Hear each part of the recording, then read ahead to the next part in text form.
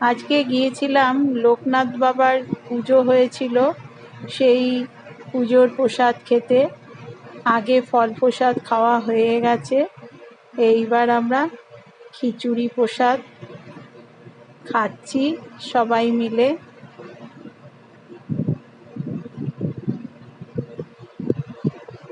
করেছিল খিচুড়ি, তরকারি, চাটনি।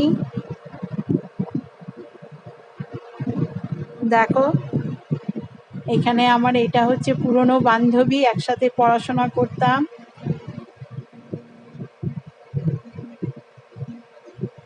আর এরা সবাই আমার বন্ধু। আর এই দেখো, এবার আমি খেতে বসছি। খিচুড়ি খুব ভালো হয়েছিল,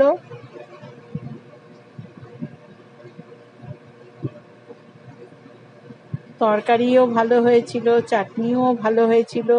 ভালোই কাটলো আজকের দিনটা। তাহলে আসি।